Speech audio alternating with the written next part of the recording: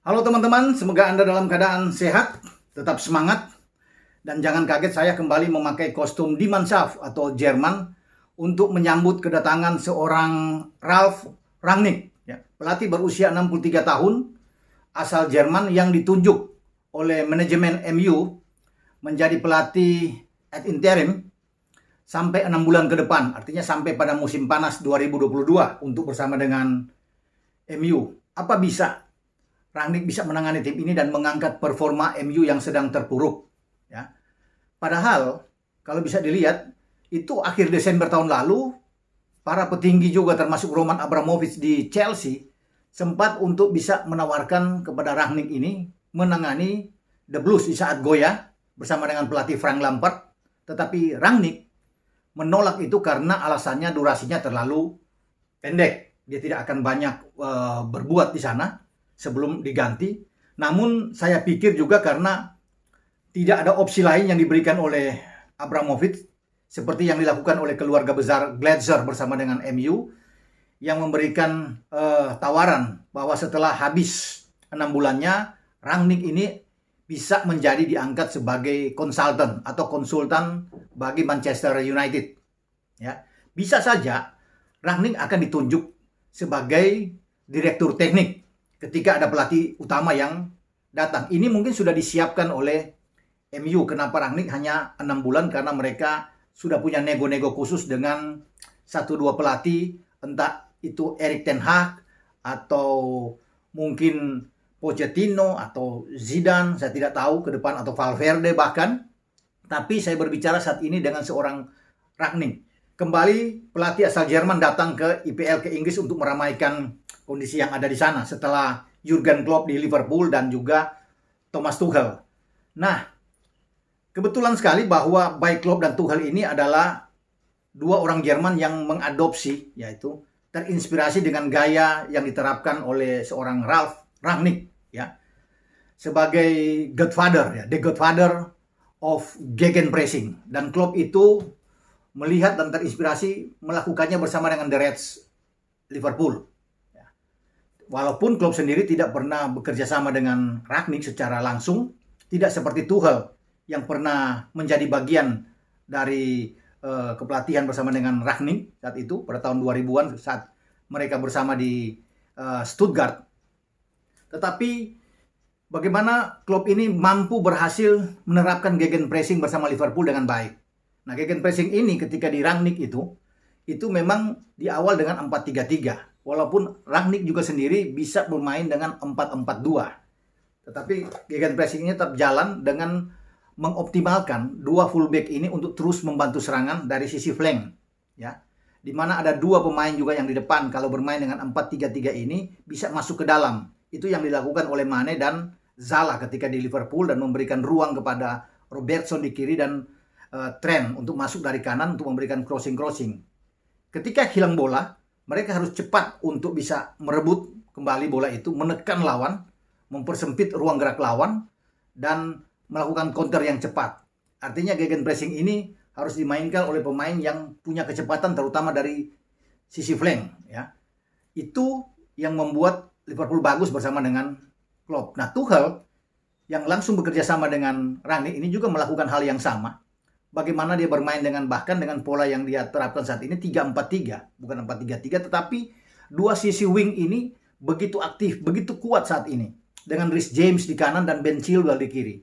Sebelumnya ada Azpilicueta dan juga ada Alonso juga yang disiapkan, ya, untuk pelapis masuk dari sini. Dan sampai saat ini dua sisi ini menjadi andalan bagi Tuchel untuk terus bermain dengan 3-4-3 yang lebih mengerikan, menakutkan, ya. Bahkan variannya bisa berubah di lapangan dengan 3-4-2-1 di mana dua pemain depan agak ditarik ke belakang, membiarkan seorang pemain yang satu yang ada di depan, entah nomor 9 atau ketika bermain dengan false 9. Nah, Tuchel tidak pernah takut karena itu tadi, dia punya daya serang tuh, lini serang yang sangat kuat dengan bantuan dua sisi flank yang dimainkan oleh Reece James, dan kita tahu Reece James bermain sangat bagus, terus mencetak gol, ya. Ya, baik di UCL kemarin dan juga di IPL.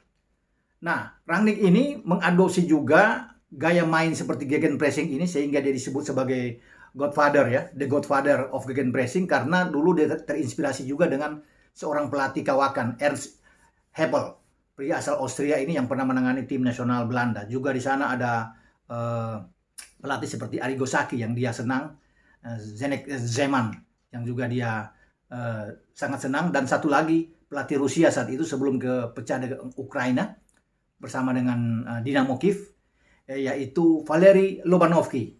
Nah, Lobanovsky inilah yang menjadi pelatih yang sangat disukai oleh Rangnick karena memiliki gaya main yang bagus dengan gegenpressingnya yang diadopsi juga oleh Rangnick yang diterapkan di Bundesliga. Dia pernah menangani 5 klub ya di Bundesliga, termasuk bagaimana dengan Hannover, dimulai dari Stuttgart, Schalke, Hoffenheim, dan juga terakhir RB Leipzig ya. Sebelum akhirnya dia keluar, kemudian pergi ke Moskow bersama dengan Lokomotiv Moskow menjadi kepala olahraga dan pengembangan yang ada di sana. Masih ada 2 tahun, tapi sekarang dia sudah memilih untuk menerima tawaran dari MU. Nah, apakah dalam 6 bulan berhasil? Saya katakan lagi, saya masih ragu juga. Walaupun dia seorang maestro, bisa melakukan apa saja ya dengan gaya dia. Boleh dikatakan seorang profesor dalam hal gegenpressing, karena untuk menerapkan ke MU ini butuh waktu ya bagi Rangnick. Dalam 6 bulan saya pikir mungkin ini tidak cukup, tapi mungkin dia ini diminta untuk mampu membawa kembali MU ini bisa bersaing di 4 besar. Ini masih terbuka, masih ada 26 pekan, tetapi MU ini sudah tertinggal 12 poin. Ya, 12 poin dari Chelsea, sudah dengan 5 kekalahan. Dia harus membenahi juga ya lini belakang yang keropos. Ya, dengan 21 gol sudah -1. Sekarang mereka baru memasukkan 20, dan ini menjadi tugas tanggung jawab yang berat. Sebelum 6 bulan dia harus meninggalkan posisi sebagai pelatih kepala dan menerima sebagai konsultan. Nah, dia belum bisa untuk ikut bersama mungkin di akhir pekan ketika MU itu bertandang ke Stamford Bridge di London menghadapi tim pemuncak klasemen Chelsea. Mestinya dia sudah ada di situ, tapi mungkin Rangnick ini akan menonton langsung ketika tim ini masih dibawa oleh Darren Fletcher dan Michael Carrick datang ke Stamford Bridge. Sangat berat menghadapi Chelsea yang lagi bagus. Rangnick ini akan mungkin turun pada tanggal 3 Desember saat MU menjamu Arsenal, The Gunners, di Old Trafford. Itulah tugas dia. Sangat membahayakan, memang risikonya sangat tinggi kalau Rangnick ini tidak memenuhi ekspektasi ya, keinginan dari petinggi MU dan dia gagal. Ini bisa berbuntut juga, dia bisa tidak diperpanjang walaupun sudah 6 bulan udah pasti, tapi masih dipertimbangkan juga apakah dia cocok untuk bisa bersama dengan MU, walaupun memang sudah ada opsi dia akan menjadi konsultan di MU ini. Karena bagi dia kan ini adalah satu hal yang baru. Ketika dia datang bukan lagi di Bundesliga, dia tidak pernah menangani di Inggris dan baru kali ini ia datang ke sana, dan dia akan bertemu langsung dengan 2 orang Jerman yang sukses di Inggris bersama dengan Liverpool dan Chelsea. Klopp dan Tuchel tentunya akan merasa senang dengan kedatangan seorang Rangnick. Jadi pelatih-pelatih Jerman saat ini memang lagi menggurita, lagi bagus-bagusnya semua. Dan kedatangan ini diharapkan untuk membangkitkan kembali ya bagaimana permainan dari sisi menyerang bagi MU yang nampaknya sudah kehilangan identitas saat ini, dan itu harus dijalankan dengan baik oleh Rangnick yang punya kelebihan di dalam menyusun skema permainan opsi menyerang dengan gegenpressingnya tentunya. Nah, dia tidak akan banyak mengubah ya, karena pemainnya itu sudah ada saat ini, kecuali ada pembelian. Ada pembelian di musim dingin, menambah beberapa pemain, tetapi saya pikir dia harus mengoptimalkan pemain yang ada saat ini. Kalau dengan 4-3-3 pasti di belakang tidak akan berubah. Ya, De Gea, Luke Shaw, Wan-Bissaka, Maguire, Lindelof akan menjadi pilihan bagi dia. Tidak ada lagi pola yang harus diusung dengan gaya Ole dengan 4-2-3-1, tetapi dia akan bermain mungkin dengan 4-3-3 bahkan 4-4-2. Kalau di Leipzig dia pernah terkenal juga dengan bermain pola agak unik, ya. 4-2-2-2. Bisa dibayangin itu 4 pemain belakang, ada 2-2-2 gelandang sampai ke depan ya, dengan ada 2 striker. Nah, kalau dia main dengan pola yang unik seperti ini, mungkin bisa juga untuk mengagetkan semua lawannya dengan menempatkan, karena MU punya 2 striker. Bisa mungkin Cavani di sana dan Bang Dodo atau Ronaldo. Tergantung dari Rangnick bisa melihat ini.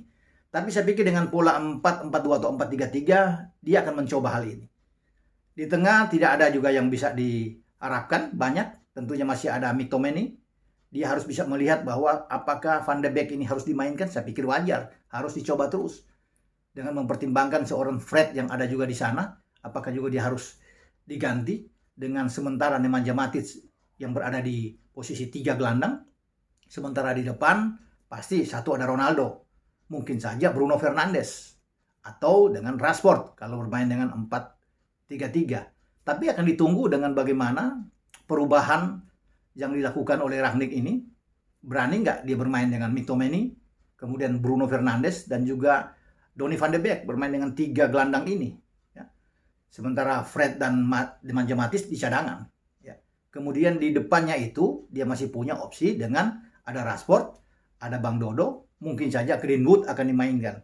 Atau memainkan 2 striker dengan Cavani yang ada di sana. Bisa saja Lingard yang bermain juga di sana untuk bersama dengan Bang Dodo dan Rashford.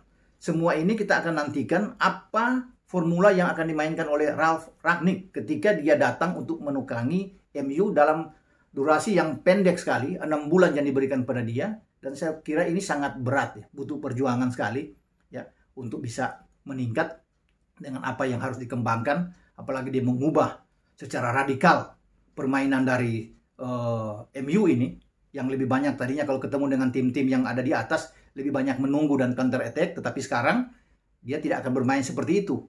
Dengan gaya dia, ya, dengan karakter Rangnick, dia tetap akan bermain mencoba untuk mengaktifkan 2 sisi flank dengan fullback ini lebih aktif, ya.